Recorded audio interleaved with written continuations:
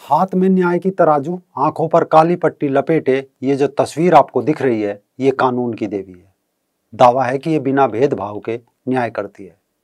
दूसरी तस्वीर में ये कुछ नन है जो शोषित है और बार बार कानून की देवी की शरण में जाती है, लेकिन न्याय ना के बराबर मिलता है। और तीसरी तस्वीर में ये पादरी है जो बार बार तिकड़मबाजी, ताकत और पैसे के बल पर कानून की देवी को गच्चा दे जाते हैं। इसके अलावा एक चौथी तस्वीर भी है, वो भी आपको दिखाते हैं। नमस्कार दोस्तों, रंग दे बसंती देखना शुरू कर चुके हैं आप। मैं हूं राजीव चौधरी।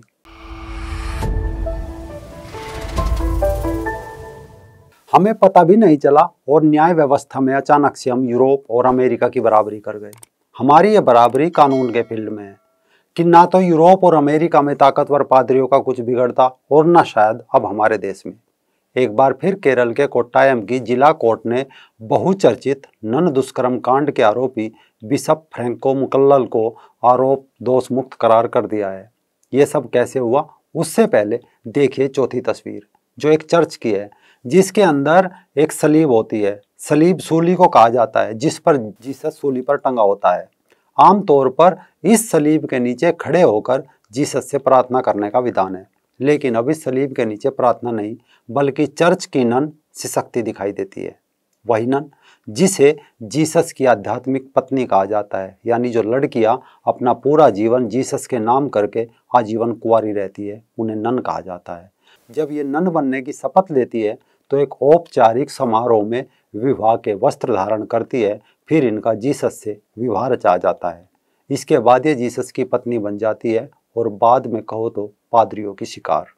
इस कारण बिशप फ्रैंको के बरी होने के बाद एक बार फिर यह सवाल गूंजने लगा है कि जीसस की कथित पत्नियां सुरक्षित है, नहीं है, वो खुश है या दुखी है, वो आखिर किस हाल में है।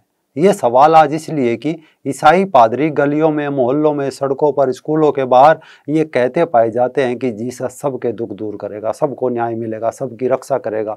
तो फिर जीसस अपनी पत्नियों की रक्षा क्यों नहीं कर पा रहा है? क्या कारण है? उसी की सलीब के नीचे उसकी पत्नी पकड़कर उसे सिसक रही है और जीसस को जरा भी परवाह नहीं।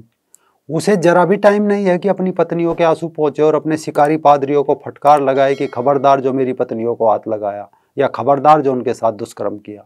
आखिर ये कैसा पति है जो अपनी पत्नियों की रक्षा नहीं कर पा रहा है? क्या वो अपने भक्तों के दुख हर लेगा? हो सकता है इस कारण जब अपने कथित पति की सलीब के नीचे सिसक सिसक कर एक नन थक गई हो, तो वो पहले वेटिकन सिटी के राजदूत को पत्र लिखती है कि बिशप मुकल्लल ने उसके साथ उसका शारीरिक उत्पीड़न किया और पैसे व राजनीतिक ताकत का इस्तेमाल इस केस को दबाने के प्रयास में किया।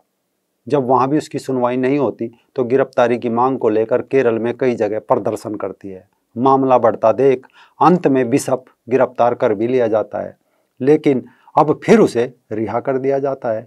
ऐसे में सवाल यह है, क्या वो नन गलत है, या वो बिशप गलत है, या कानून की देवी?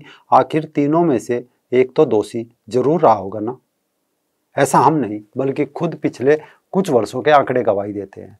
और ईसाइयों के सबसे बड़े धर्म गुरु पोप फ्रांसिस भी स्वीकार करते हुए कहते हैं कि हाँ, हमारे पादरी और बिशप ननों का यौन शोषण कर रहे हैं। जब पोप ने भी मान लिया कि उनके पादरी और बिशप उनके भगवान जीसस की पत्नियां यानी ननों का शोषण कर रहे हैं, रेप कर रहे हैं, लेकिन सवाल ये है कि उन्हें सजा क्यों नहीं मिलती? इन्हें बचाने में पोप ही दिन रात एक क्यों कर देता है, सिर्फ धर्मांतरण के लिए? याद होगा आपको, खुद को यीशु मसीह का पैगंबर बताकर फ्यूचर में होने वाली घटनाओं की भविष्यवाणी करने वाले कथित पास्टर विजेंद्र सिंह को जीरकपुर पुलिस ने उसी की फॉलोवर युवती से रेप करने के आरोप में दिल्ली एयरपोर्ट से गिरफ्तार किया था। बाद में क्या हुआ? रिहा हो गया और अब फिर वो धर्मांतरण में लगा पड़ा है। उसी की तर्ज पर अब ये केरल का बिशप रिहा हो गया। हाँ, अगर कोई हिंदू बाबा हो और उस पे ऐसे आरोप लगे, कितना भी ताकतवर हो, कानून की देवी से सलाखों के पीछे भेज कर ही रहती है। पर जब ईसाई पादरियों की बात आए तो पता नहीं क्यों इतना भेदभाव होता है। आसाराम हो या राम रहीम, सब जेल के अंदर गए, लेकिन ये जेल भी जाते हैं तो तुरंत रिहा हो जाते हैं। क्या कारण है? जबकि इनके कांड कोई एक दो नहीं, दिन रात बढ़ते जा रहे हैं। याद कीजिए 17 अगस्त 2014 उड़ीसा के मयूरभंज जिले में उड़ाला के सेंट जोसेफ कॉन्वेंट स्कूल के फादर संतोष को तीसरी कक्षा की छात्रा के साथ रेप करने के आरोप में गिरफ्तार किया गया था। इससे पहले फरवरी 2017 में केरल के 52 वर्षीय कैथोलिक पादरी रोबिन वडक्कम चेरी को नाबालिग छात्रा के साथ रेप करने के आरोप में गिरफ्तार किया गया था, जिसे पुलिस ने कोच्चि अंतर्राष्ट्रीय हवाई अड्डे के पास से उस समय गिरफ्तार किया था जब वो देश छोड़ने की जुगत में था। इसके अलावा झारखंड के खुंटी में पिछले दिनों पादरी अल्फोंस आइंद को बलात्कार के मामले में गिरफ्तार किया गया था। यही नहीं, कुछ समय पहले केरल के कन्नूर जिले में पादरी द्वारा एक लड़की के साथ बलात्कार किया गया। ध्यान दीजिए, लड़की सिर्फ 16 साल की थी और मामले का खुलासा भी तब हुआ जब लड़की ने एक बच्चे को भी जन्म दे दिया। ये तो मात्र वो खबरें हैं जो सामने आती है, वरना चर्च से भागकर एक नन मैरी चांडी ने जब अपनी आत्मकथा लिखी, उसमें चर्च की सारी असलियत सामने लाकर रख दी थी। ननमा निरंजवले स्वास्थ्य में सिस्टर मैरी चांडी ने लिखा है कि चर्च की जिंदगी आध्यात्मिकता के बजाय वासना भरी है। इससे पहले एक नन सिस्टर जेस्मी की पुस्तक ऑटोबायोग्राफी ऑफ ए नन ने तहलका मचा दिया था, पादरियों की पोल खोल दी थी। इसके अलावा 8 जुलाई 2018 को केरल में एक चर्च के 4 पादरियों पर एक विवाहित महिला ने सालों रेप और ब्लैकमेल करने का आरोप लगाया था। इस महिला का कहना था कि एक पादरी उसके साथ रेप करता, जब वो इसकी शिकायत लेकर दूसरे के पास जाती तो वो भी यही हाल करता। ऐसे करते करते जब 4 पादरी उसका शिकार कर गए, तब वो जीसस को छोड़कर, उस सलीब को छोड़कर कानून की शरण में गई, तब उसे न्याय मिला। इसके अलावा साल 2017 में पटना में एक पादरी को बलात्कार के आरोप में गिरफ्तार किया गया था। पटना शहर में रहने वाले चर्च के पादरी चंद्र कुमार पर 2 महिलाओं ने बलात्कार करने का आरोप लगाया था। सिर्फ नन ही नहीं, बल्कि जीसस के बच्चों को भी ये पादरी अपनी हवस का शिकार बना रहे हैं। पिछले दिनों केरल के कोच्चि में एक कॉन्वेंट स्कूल के प्रधानाचार्य जो 65 साल के थे, फादर बेसिल कुरियाकोस को एक 10 साल के लड़के के साथ कुकर्म के आरोप में गिरफ्तार किया गया था। अब भले ही ईसाईयत के बारे में लोग कम जानते हो, वे अक्सर सोचते हो कि पादरी प्रार्थना करते हैं वो ठीक हो जाते हैं, किसी को लालच दिया वो ईसाई बना लिया, किसी को नरक से डराया ईसाई बना लिया।